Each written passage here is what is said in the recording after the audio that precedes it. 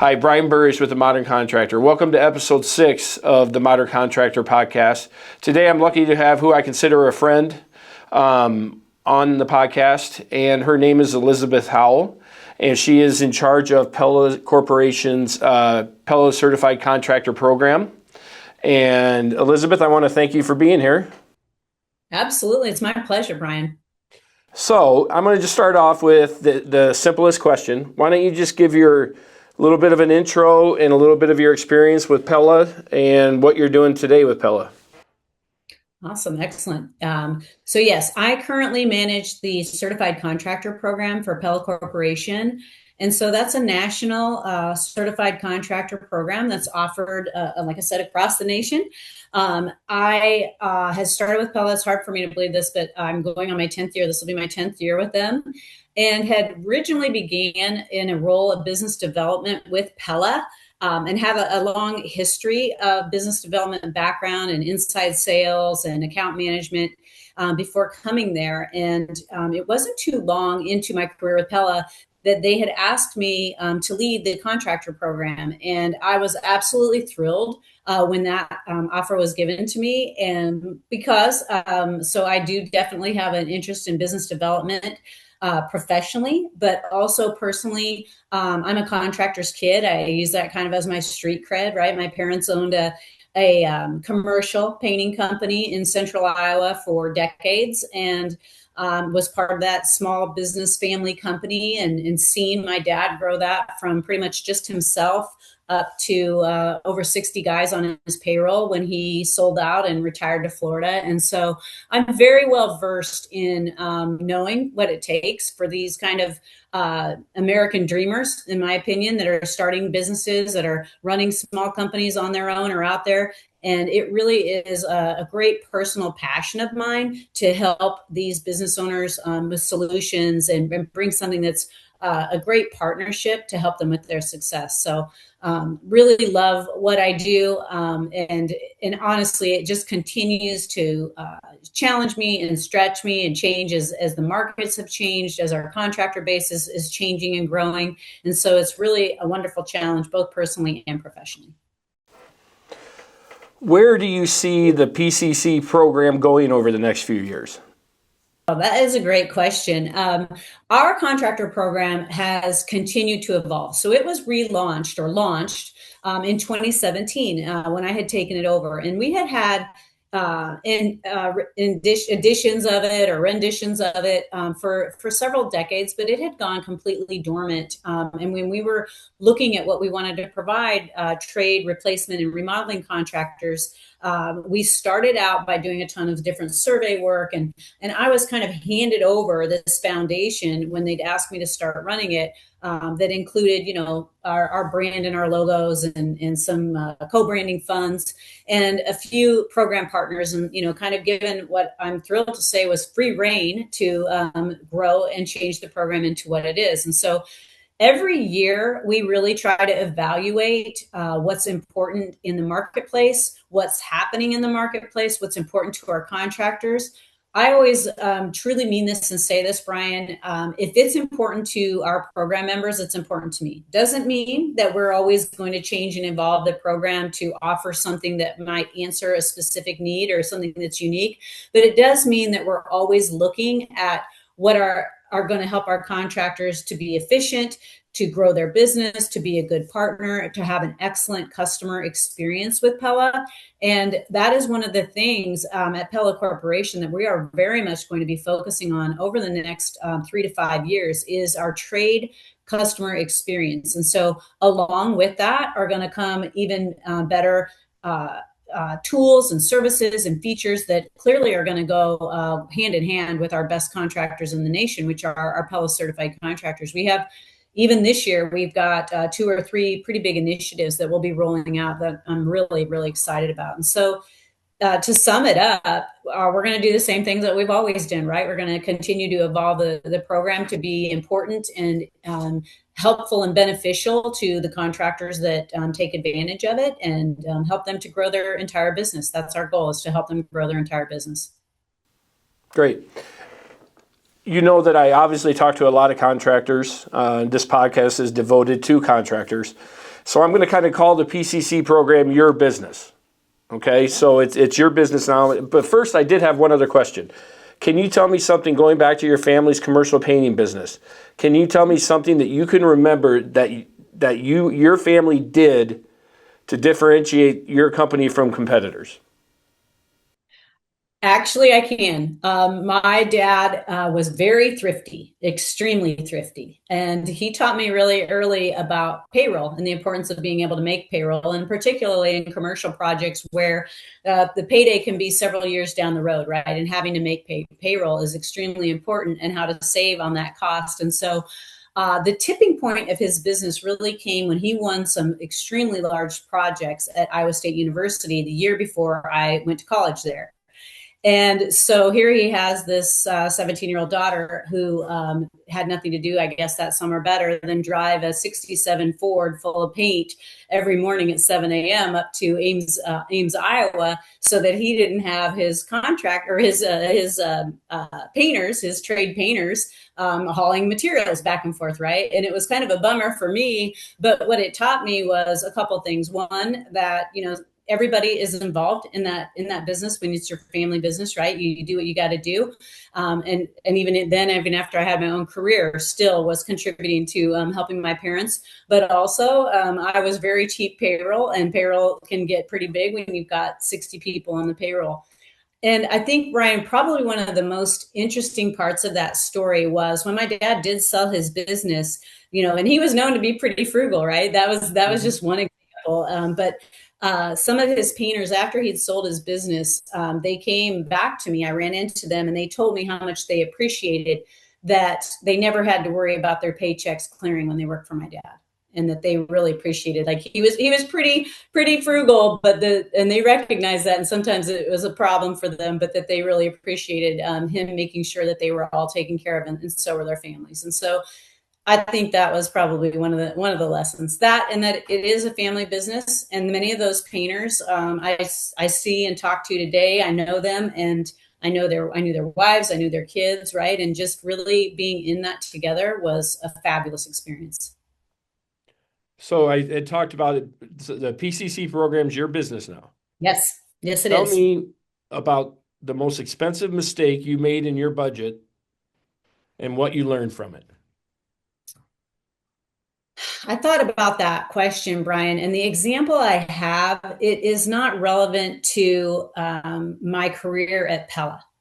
And I say that not because I haven't made any mistakes. I would say we made some strategy calls and some ideas that didn't really pan out as well as we thought that they might be. But that's, kind of the risk that you take with some of those things.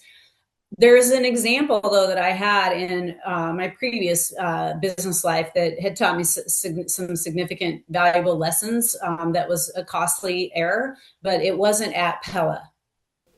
That's okay. So I'm not sure. It can be anywhere.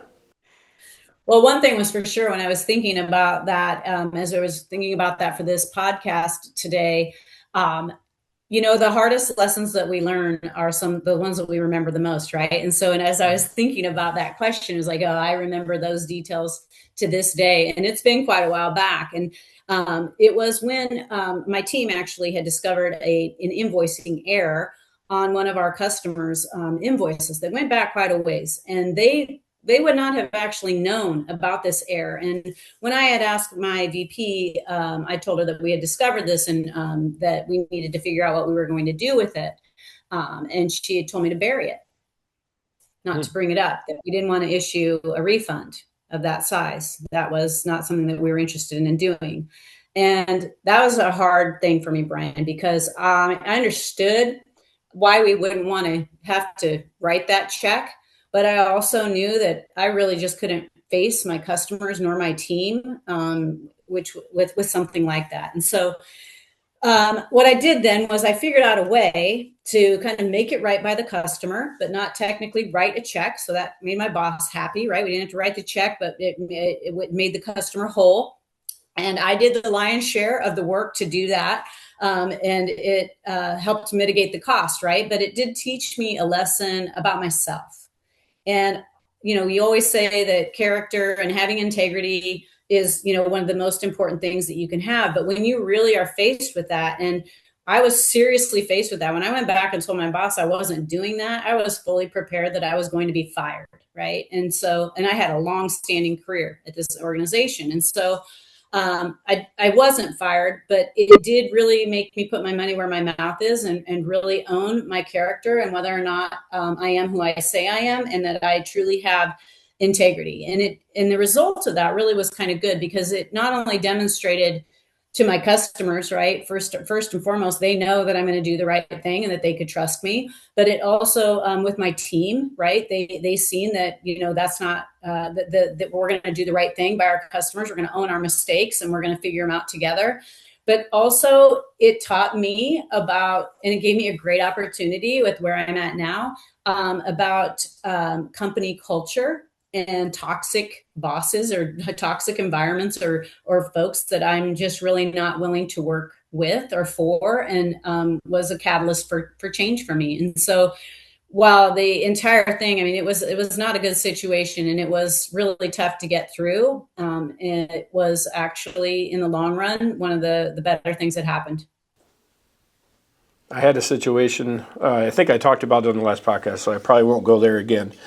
But I made a very significant financial mistake early on, and let's just say I kind of didn't understand width times height, or height times width, in the window industry early on, and bought a lot of windows that didn't appropriately fit the holes they were meant to go into. So it was Unfortunately, Brian, that's not an unusual mistake in the window and door. Windows are complicated. I say this all the time. Like, they are very complicated. I myself had all the windows measured myself in my own home to do a window replacement. And I had one of our platinum PCCs in the area. I called him up and like, hey, can I buy you lunch? Could I do something? But I need you to come by an OV or to verify and make sure I measured all these right. He comes to the house, measures them all, and tells me I'm off a 1/4 inch. And I was just like, what? And so funny thing was, he's like, yes, because the sizes that you have written down are, they're bigger than Pella's max size, which I didn't even look at our max size. I had just measured them to be exactly what they were. And so I get exactly how that happens. And it does unfortunately happen to contractors. And it's one of the things that I really appreciate about what the experience and the longevity of some of our Pella reps can bring to our contractors by helping them to try to avoid that situation, because they are complicated and there's a lot to know about that. And so I am seriously sorry that happened to you, but it's not an uncommon thing, especially for those that are new or newish to windows and doors. Well, the good thing is this was before my relationship with Pella. So this was really, really early on, about 22 years ago. But it still was about a $31,000 expense that early on in the first couple of years of business, I didn't really intend on having. So absolutely. That's why I said the most expensive ones are the ones you never forget. I'll bet you didn't do that again. I never did that again. But when I was a kid, I was always told height times width. And then all of a sudden we go width times height, and I don't know, it was a simple mistake, but it was a costly one. Right. So when you look at the contractors who are successful with Pella, what do they do differently than the average contractor? Oh, that's one of my favorite questions. And one of the terms that I often use, Brian, and you might have heard it and you might not, but I use it very much with our Pella sales reps and our local program champions, is they're looking for people that have the heart of a hustler. Right. And that's a term that I use. And it's kind of a obscure term, but if a Pella rep or a contractor, you know what I'm talking about, right? That means it's a person it's a company that's got initiative. They are willing to go out and try new things. They are looking to grow and change and do things, right? They have the heart of a hustler. Those are our top and our best customers and our certified contractors. And sometimes it's a guy with 1 or 2 people on the payroll just looking to get to the next level, right? And sometimes it's major organizations that have entire sophisticated marketing teams and sales teams and all the things, right? But they're not complacent, right? They're looking to really grow, and they're looking to keep ahead of things, right? And so I think that that's probably one of the biggest differences are the ones that are really successful. And I just absolutely love working with are the ones that are going to try things. They're going to leverage what they have at their fingertips with us, but they're also not afraid to try some things and to keep ahead of the curve. Like there's so many things going on, and the home improvement industry, in a lot of ways, is one of the last frontiers as far as some of the things that are out there and that are taking place, because you all are so needed. And once people have their guy, right, that's going to do their home improvement projects, you guys get a lot of great referral business, right? And so it's a wonderful thing. But also, there's things, when Google first came out, how do you stay ahead of that and stay relevant and stay on the top of the search? And now with AI, and so those contractors that are willing to put themselves out there, try things, test things, right?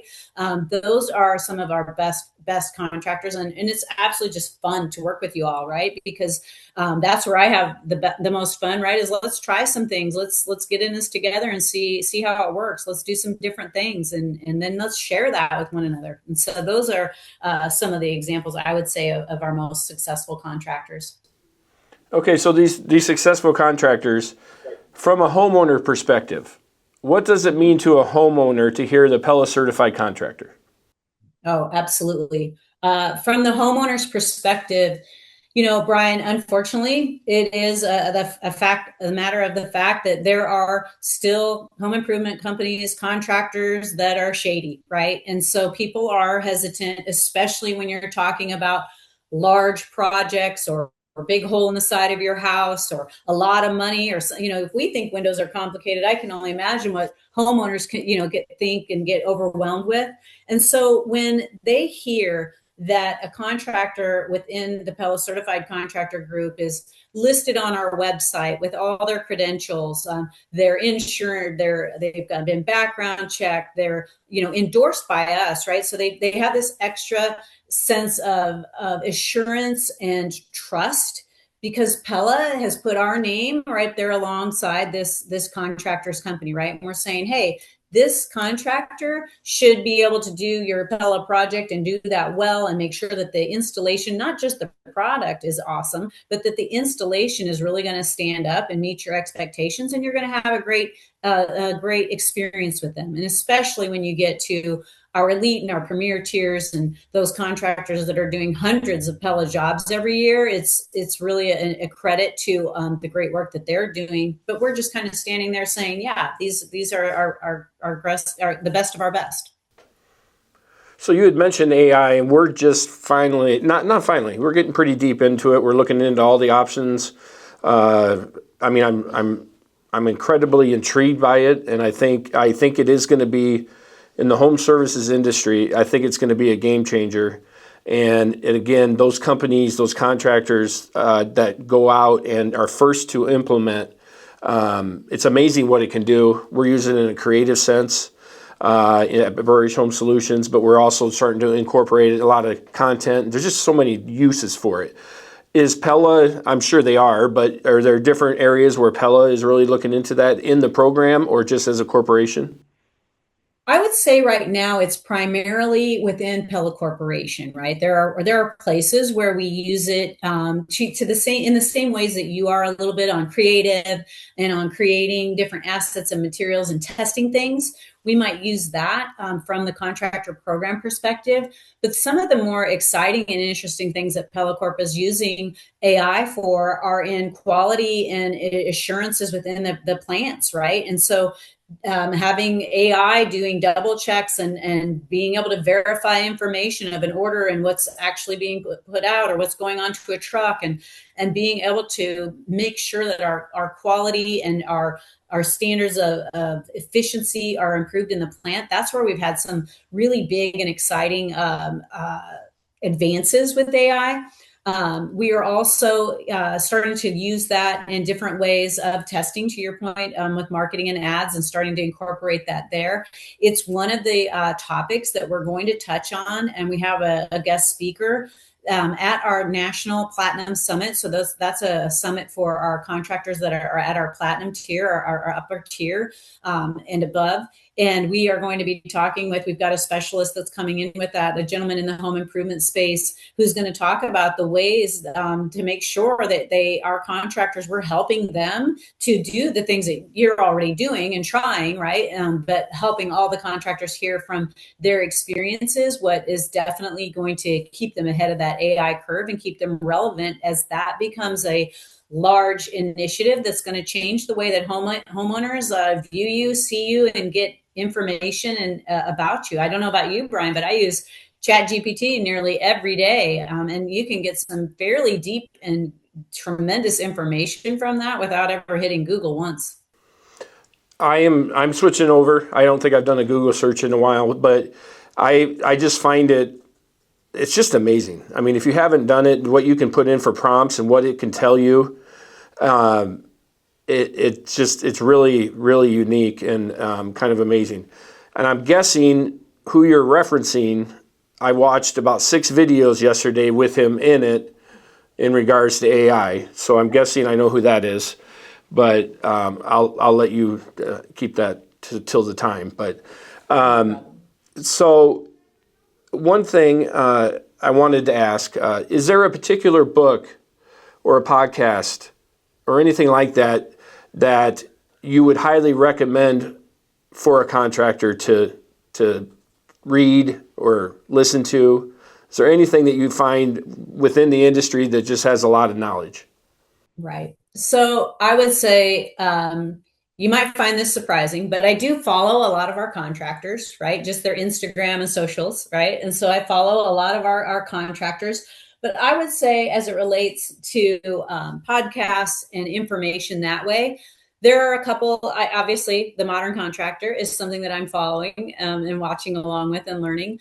I also really like the Build Show. I follow that on Instagram mostly, not necessarily as much on podcasts, but I will download when I have windshield time. I do download quite a few podcasts, and I like to keep up on that and what's happening there. I think what I enjoy about that is it is also beyond windows and doors, but so it helps me get a better understanding of all of the different type of work our home improvement contractors and builders are doing, and just some of the cool ways that y'all are going about doing that, and some of the different tools and tactics of accomplishing the actual work itself, not necessarily the advertising and marketing. And then, I mean, from a personal growth and personal developmental side of that, one of my favorite podcasts is the Mel Robbins podcast and the Let Them Theory book. I am a mentor to some younger sales folks at Pella Corporation, right, that are newer in their careers.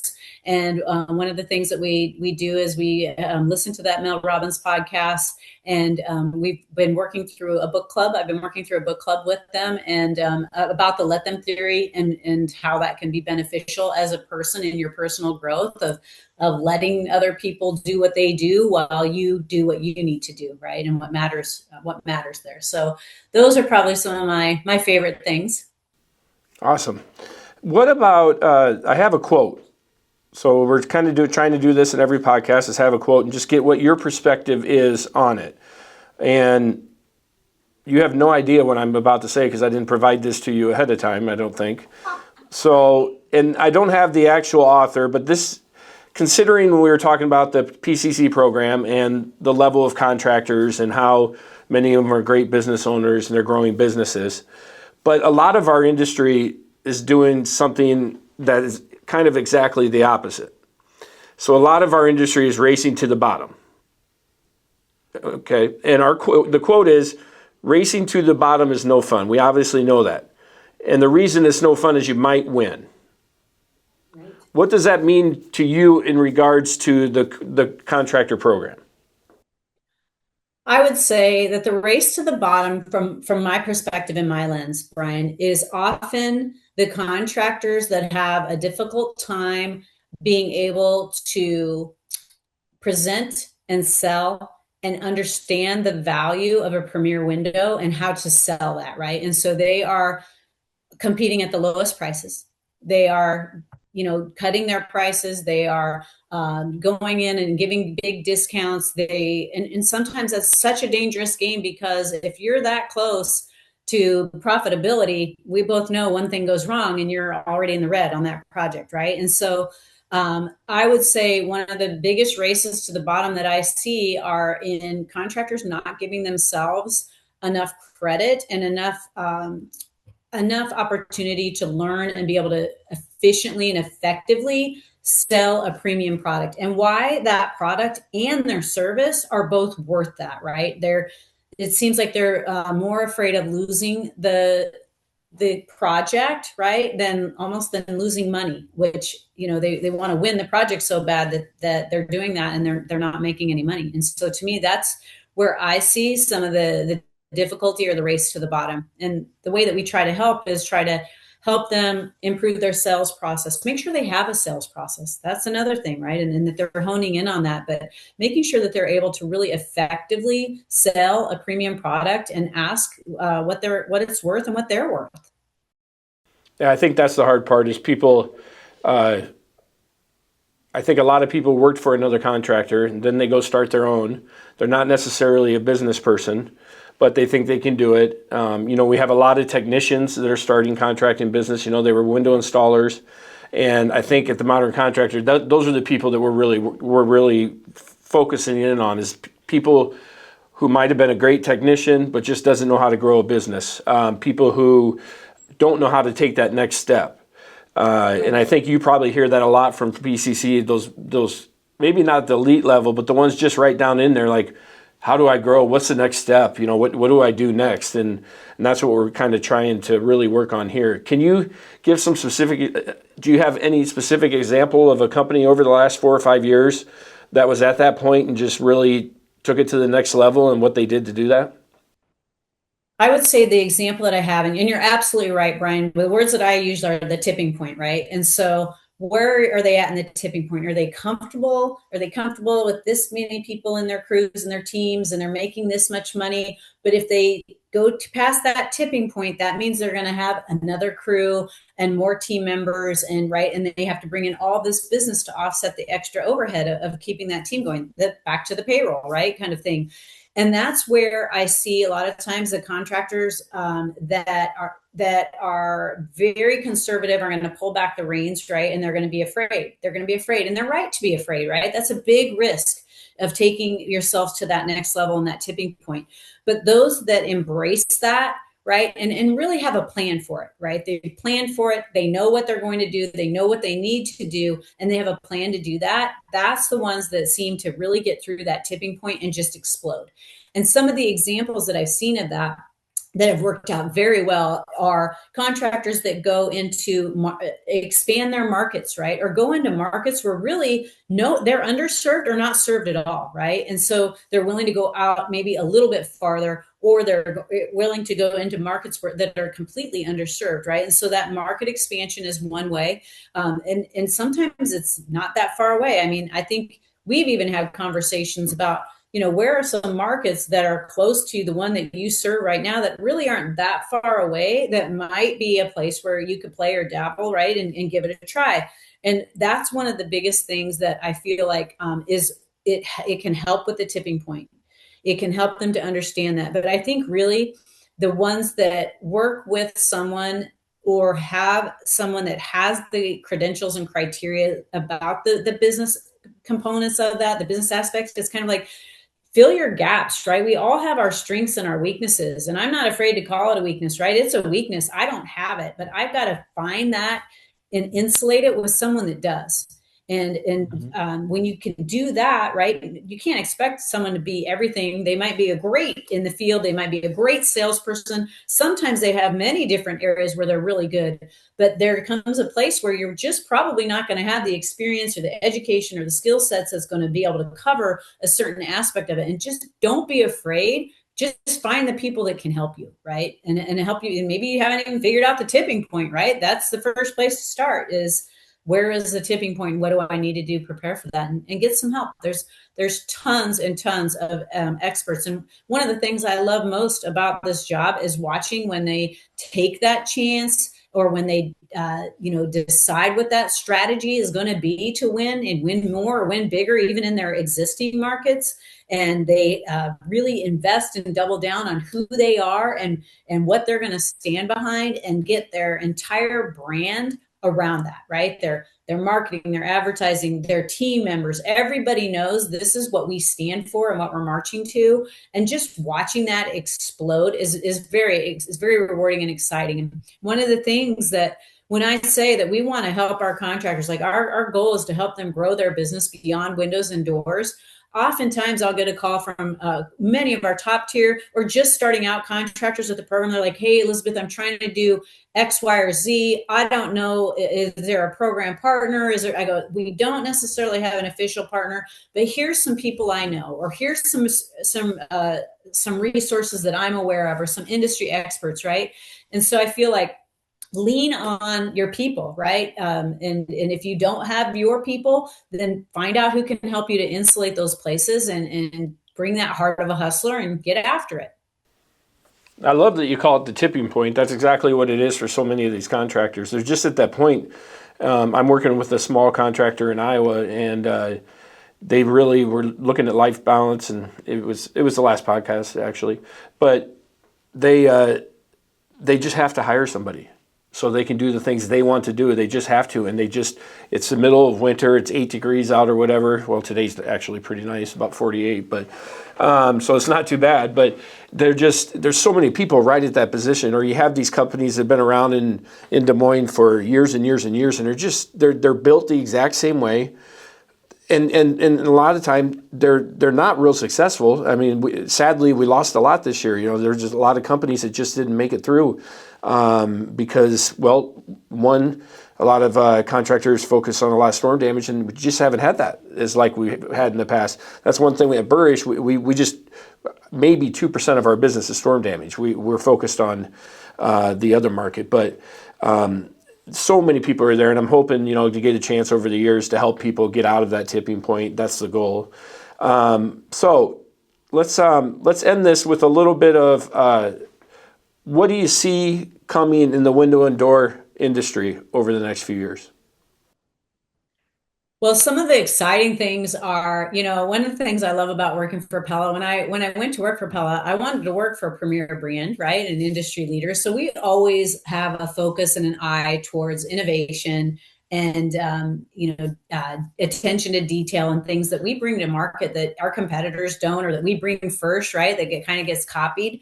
And so we always like to pride ourselves on innovation and design. And some of the big trends, of course, are big doors, right? Not new necessarily, but it continues to be a huge thing with homeowners wanting to exploit that outdoor space, bring the outdoors in, indoors out, all that thing. And being able to provide products that help our contractors to do those kind of projects are really fun and really cool. We're going to have some updates on some products, updates that are coming this year. You'll hear some more of those at the summit. I would say, though, probably one of the things that excites me the most, and this is technically more towards builders, but in some contractor environments, is helping our contractors. We launched the Steady Set window, right? And so that's a window that is super easy to put. I can install a Steady Set window by myself in about 10 minutes time, and I'm wildly slow, right? And so it's this great efficiency, and it makes sure that the windows are being able to be put in right, that someone can do that pretty much by themselves, right? Which is different than the way that a window is installed today. And that it is safer, it is faster, and it's always done to the fact that where it's put in correctly, right? It's almost fail safe. Like I said, even I can put in a Steady Set window. And so gaining those kind of efficiencies, helping our builders do that with Steady Set, and trying to figure out different ways that we can build that innovation into all of the different ways that windows are installed is something that, we talk about, and I look forward to seeing what we're going to come up with there. It's always fun, Brian. Like one of our innovations when we released with our Impervia line, we have what we call the Easy Slide Operator, which is a handle that slides up and down and opens the window open and close instead of cranking it out, right?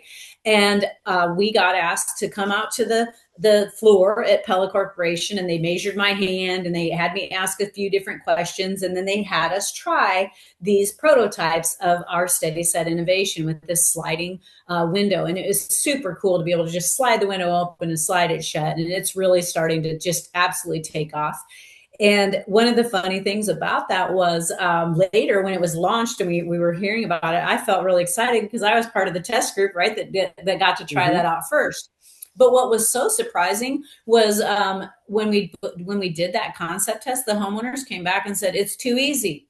It opens so easy with that slide that they were banging it open and banging it closed, and it just made them a little apprehensive. And so we had to build resistance into the easy slide operator. So it's still pretty darn easy, but it's just interesting. And it's a fun thing to be in a company that is leading the charge with that, right? We've done so many, all the patents and innovations that we've had at Pella, and being part in the window and door space, which otherwise might not feel like the most maybe exciting and fun part of home improvement, right? It's always fun to see some of the other more aesthetic things that might show up, but it's really that cool factor, that vibe is something that Pella brings, and so it's always exciting to see what we're going to bring next. It's always something new with Pella, that's for sure. Very, very sure. Well, Elizabeth, I greatly appreciate your time today. I'll see you in about a month. Yes, you will. I think. And then hopefully you decide to jump out of a plane too. I might, Brian. It's not that I don't want to jump out of the plane. You might be busy though. I understand. You might be busy. I might have a couple things going on, but if I'm going to make time for anything, it'll be time to jump out of a plane with you and the team. Well, you'll get to laugh at me anyway because we are having a videographer come. So we'll have video of me, I think, with my lips going. I'll probably look pretty funny, but looking forward to the event. Thanks for joining me on the 6th episode of The Modern Contractor. Absolutely, my pleasure. Wishing you and the entire Brush Home Solutions team a great 2026. You guys killed it last year, and I can't wait to see what you do this year. We'll try to do it again. All righty. Thank you. If you're liking this, please like and subscribe and keep up with all the content we have to offer at The Modern Contractor.